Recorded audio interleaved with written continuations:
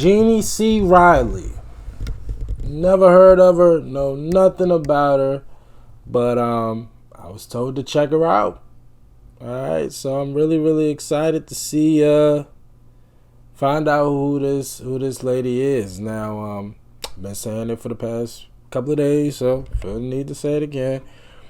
My apologies for the inconsistent uploads. Been a lot going on, but we getting back to work. Alright, we getting back to work. Especially my Patreon people. I got a couple of folk mad at me over there. Promise y'all I'm gonna make it up to y'all. Promise. But anyway, Jeannie C. Riley.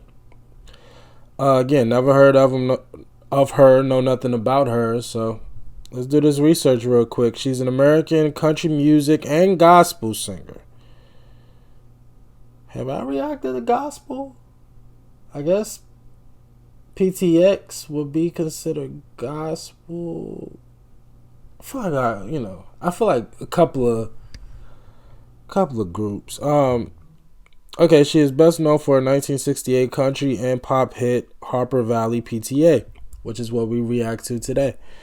Which missed by 1 week, simultaneously becoming the Billboard country and pop #1 hit.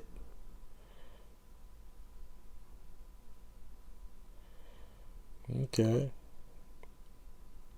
From Texas. Oh, wow. She's been signed to Plantation Records? That's the name of a record label? Which I get. Like, people automatically hear plantation and assume, the worst. Like, plantation is not a bad word. It's just I don't know. You see that word and it's like, okay. Sorry, that kind of caught me off guard. Capitol Records, MGM. So she been signed to the big leagues. Capitol, MGM, Mercury, Warner Brothers, MCA. She been signed to the big dogs. She became a born-again Christian in the mid-1970s and began recording gospel music during the late 1970s. Okay. So this is her big hit. This is the one. This is the one that kind of made her a star. And it said she was never quite able to duplicate the success. So we're reacting to her biggest song. Okay. Yeah. I'm ready to hear it. I'm ready to hear what made this song so great and why so many of y'all wanted me to check it out. Let's go. I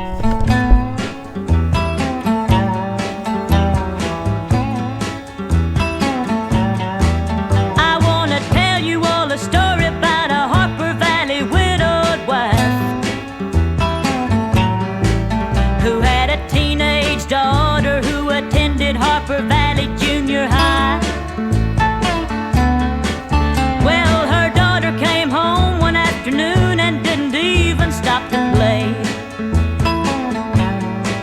And she said, Mama, got a note here from the Harper Valley PTA. Well, the note said, Mrs. Johnson, you're wearing your dress is way too high. It's reported you've been drinking and running round with men and going wild. You ought to be bringing up your little girl this way. And it was signed by the secretary, Harper Valley PTA. Well, it happened that the PTA was gonna meet that very afternoon, and they were sure surprised when Mrs. Johnson wore her mini skirt into the room. She walked up to the blackboard, I can still recall the words she had to say. She said, I'd like to address this meeting of the Harper Valley PTA. Dog, one of my favorite Kevin Hart jokes is when he talks about how he was being bad in school and his teacher stapled a note to his chest saying, maybe if you showed your son a little bit more attention at home, he wouldn't act like a fool in school. And Kevin Hart's mom told him to cuss at his teacher, and Kevin took it too far. Anyway, the reason why this story kind of reminds me of that. Now, this, I'm not gonna lie, questioning someone's parenting skills and essentially saying that in some aspect you're being a bad influence on your own child, that is very deep waters to play in. Very deep waters. Even if you mean well, to say that to a parent is, again, even if you mean well, I'm sure all intentions were pure, I would hope. But to say that to a parent is not the best move. And the fact that she went in there with the mini skirt on, I'm excited to see what she says to this PTA. But ooh. This meeting of the Harper Valley PTA. Well, there's Bobby Taylor sitting there, and 7 times he's asked me for a date. And Mrs. Taylor sure seems to use a lot of ice whenever he's away. And Mr. Baker, can you tell us why your secretary had to leave this town? And shouldn't Widow Jones be told to keep her window shades all pulled completely down? Well, Mr. Harper couldn't be here 'cause he stayed too long at Kelly's bar again. And if you'll smell Shirley Thompson's breath, you'll find she's had a little nip of gin. And then you have the nerve to tell me you think that as a mother I'm not fit. Well, this is just a little Peyton place, and you're all Harper Valley hypocrites. No, I wouldn't put you on because it really did. It happened just this way. The day my mama socked it to the Harper Valley PTA. The day my mama socked it to the Harper Valley PTA.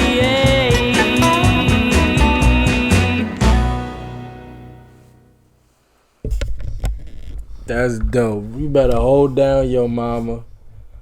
I was wondering if she was talking about herself, but she was talking about her mama. That's dope. That's dope. You better hold down your mama. You know, it's so funny, man. The people who feel the need to commentate and criticize be the ones with the most skeletons in their closet. Like fam, you have no room to talk. And it's so funny that, you know, we find out that she's a Christian singer, a gospel singer. Let's just say the church,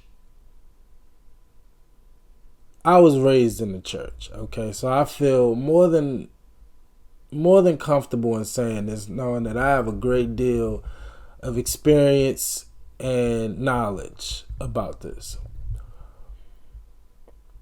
For the most sanctified, you know, place that you could be in, right? A church. That's probably where some of the most sins occur, in the church. I've seen people in the church, in the congregation, while a sermon is happening, do something that I know the Lord wouldn't approve of,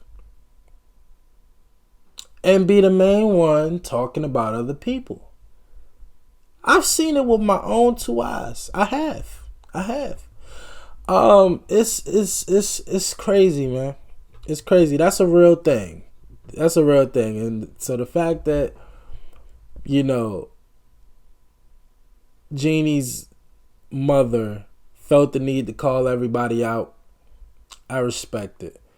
I respect it. And it needed to be done. It needed to be done. To question someone's parenting just because of how I'm dressed, like, as long as my child is going to school and doing what they're supposed to do, how I dress has nothing to do with you. Nothing. Now again, let's assume their intentions were pure. Who are you to And this is what, the 60s? So I would assume, obviously, this is around the time where women and their fashion choices definitely, it started to come around to what we see today. Obviously, it was nothing like what we see today. Now you got women out just straight up naked. And guess what? As long as you do have some clothes on and you covering your main parts, I don't care. You could go out here and wear whatever the hell you want. It ain't my body. It ain't my clothes. It ain't got nothing to do with me. But in the 60s, a mini skirt, I could see that being a big deal. Well, I'm almost kind of like sad that this is like her only hit because she seemed very talented. This is a great song. Now I'm kind of curious why she wasn't able to kind of replicate this. It was written by Tom T. Hall, which in 1968 became a major international hit single for country music artist Jeannie C. Riley's record, her debut, sold over 6 million copies as a single and made her the first woman to top both the Billboard Hot 100 and the U.S. Country Singles Chart with the same song, but not at the same time. A feat that would not be repeated until Dolly Parton's 9 to 5. I don't think I reacted to that. Y'all know we love Dolly Parton, but I don't remember reacting to that. 9 to 5. Oh, wow. So she made this record while signed to Plantation Records.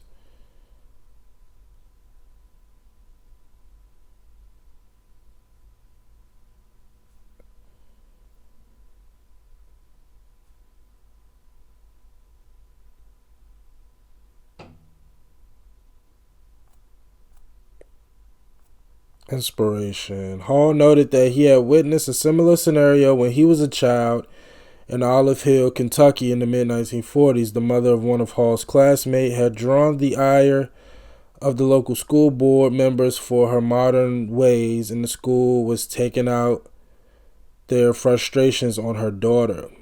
The mother gave a verbal tongue lashing at the school, a move that was unheard of at the time. Wow. See, where I'm from, a parent going up to the school and cussing out the teachers and all that, that's pretty common. But wow, in the 40s, I could see that being, I guess that, that was unheard of, I guess. I really like this. I love this for so many different reasons. This was so much fun. Again, forget the actual story, just what this story is all about, just speaking to hypocrisies in society and